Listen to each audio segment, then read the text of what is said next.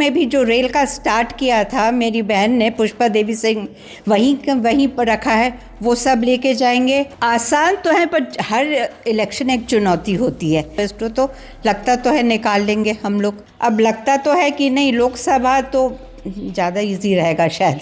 नमस्कार, आप देख रहे हैं छत्तीसगढ़ तक का सबसे बड़ा डिजिटल चैनल छत्तीसगढ़ तक।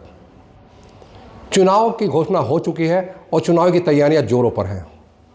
कांग्रेस ने रायगढ़ संसदीय क्षेत्र से डॉक्टर मेनका सिंह को अपना प्रत्याशी बनाया है और मेनका सिंह हमारे बीच हैं। आइए जानते हैं मेनका सिंह जी से क्या मुद्दे रहेंगे और किन बातों को लेकर जनता के बीच जाएंगे। पिछले 25 सालों से यह सीट भाजपा कब्जे में है, कैसे जनता को रिझाने की ताकि एक सीट कांग्रेस के खाते में जाए। मेनका सिंह जी, आपका स्वागत है। नमस्कार। ये बताएं कि क्या मुद्दे रहेंगे आपके और किन मुद्दों को लेकर आप जनता के बीच जाना चाहेंगे ताकि कांग्रेस की विजय श्री 25 साल बाद यहाँ हो सके। सबसे पहले तो हमारे पार्टी की जो मुद्दाएं हैं या मैनिफेस्टो में जो आएंगे पॉइंट्स, उसको लेके जाएंगे। उसके अलावा जो 25 साल तक जो हमारे पूर्व सांसद नहीं कर पाए, जो पेंडिंग बहुत सारे काम हैं, वो सब उसको हम लेके जाएंगे। जैसे कि सारंगढ़ में रेल और जशपुर में भी जो रेल का स्टार्ट किया था मेरी बहन ने, पुष्पा देवी सिंह, वहीं पर रखा है, वो सब लेके जाएंगे। और टर्मिनल, रायगढ़ में टर्मिनल और जो बेसिक सुविधाएं हैं जो रेलवे स्टेशन में होना चाहिए उसको करवाएंगे।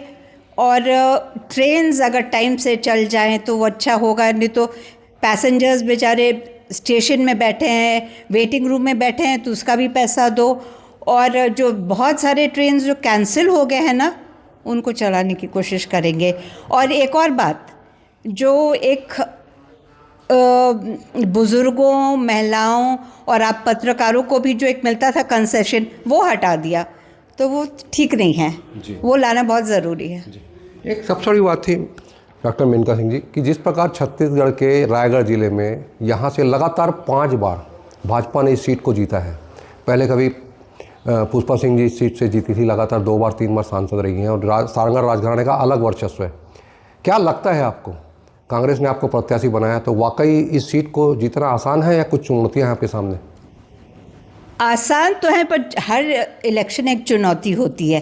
पर हाँ, जो हमारे वो जो जोश है हमारे कार्यकर्ताओं का, हमारे मुद्दे हैं पार्टी का, वो सब को लेके जाएंगे।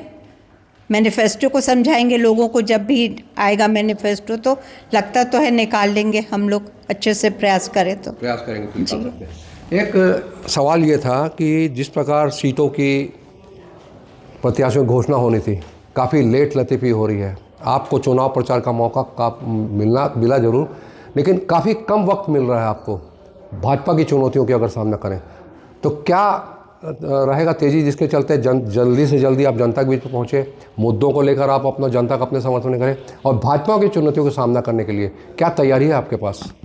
नहीं, देखिए, लेट तो नहीं हुआ है जी। हम लोग का जो वोटिंग है वो तो 3rd फेज में है, तो लेट तो नहीं बोलेंगे, 1 महीने से ज़्यादा टाइम है। आई थिंक फैले हैं हमारे कार्यकर्ता पूरे क्षेत्र में, तो ऐसा तो नहीं लगता कि नहीं पहुंच पाएंगे, मेकअप कर लेंगे हम लोग जी। आप बोल रहे हैं मेकअप कर लेंगे। एक सवाल ये था, सारंगढ़ राजघराने की अगर तासीर बने, पूर्व में आपके पापा राजा नरेश चंद जी मध्य प्रदेश के मुख्यमंत्री रहे हैं, आपकी बहन भी सांसद रही हैं, कमला सिंह बोले वही मंत्री रही हैं।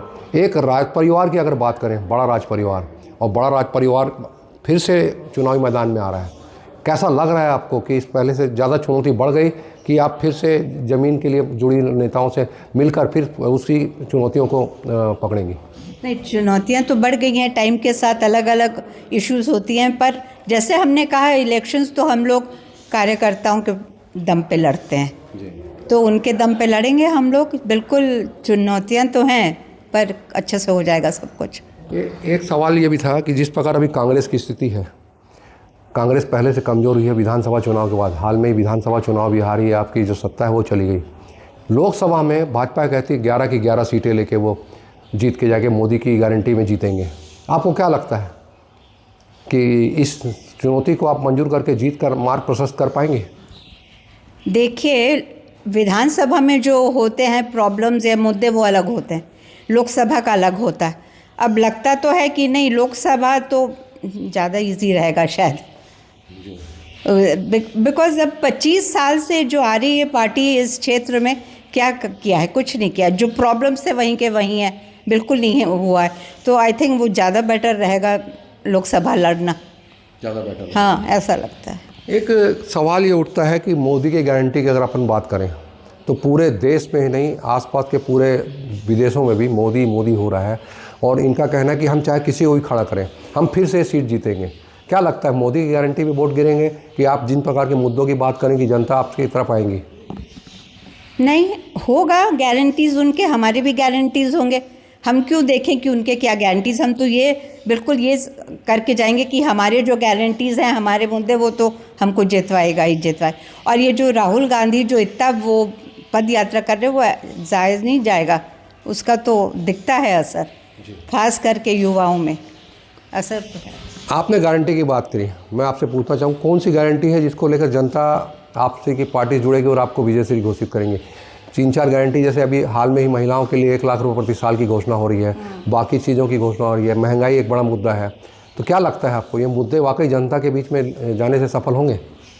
होना तो चाहिए। बेरोज़गारी देखते हैं, हम ही आसपास देखते हैं, गांव-गांव में बच्चे ऐसे पढ़ लिख के ऐसे पढ़े हैं, अब हताश हो के सब कुछ गोली खा रहे हैं, नशा खा रहे हैं। सब हटाना है हमको, विश्वास जीतना है उनका कि हाँ हम लोग कुछ कर सकते हैं आप लोगों के लिए जी।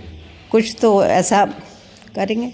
एक सवाल था डॉक्टर मेनका सिंह जी कि जिस प्रकार अभी विष्णुदेव साय सरकार के 3 महीने हो गए हैं, कई गारंटी थी इनकी, किसानों को लेकर बात करें या महिलाओं की बात करें या युवाओं की बात करें, कहीं भी उनकी योजनाओं को गति नहीं मिल पा रही और लोग खासे नाराज़ हैं।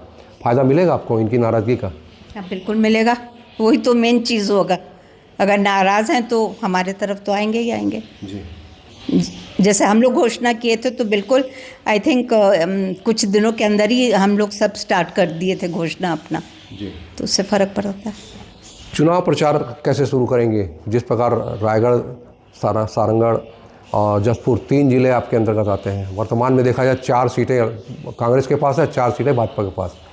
एक बड़ा रेशियो है वोट बैंक का भी अगर बात करें, 3 सीट जसपुर की भाजपा के पास है, यहाँ रायगढ़ जिले की 3 सीट कांग्रेस के पास है, 1 सीट बीजेपी के पास है और सारंगढ़ की 1 सीट कांग्रेस के पास है।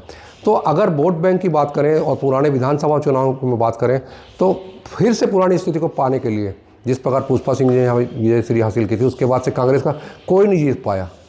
क्या लगता है ये बहुत बड़ी चुनौती को सामना कर पाएंगे?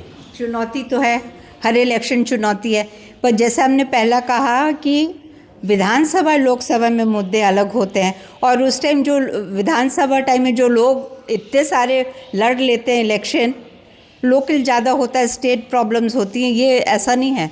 यहाँ तो सीन अलग ही होता है, अलग ही सीन होता है। एक अंतिम सवाल था आपसे कि जिस प्रकार धीरे धीरे तिथि पास आते जा रही है, आप देखेंगे छत्तीसगढ़ 11 सीटें भाजपा चुनौती दे रही है कि हम 11 की 11 सीटें जीतेंगे। आपको क्या लगता है कितनी सीटें जीतेंगी और चुनाव प्रचार कब से शुरू कर रही हैं आप? चुनौती उन लोग 11 की देते हैं तो हम भी दे सकते हैं कि हम लोग भी 11 की 11, क्यों हम कम बोलें।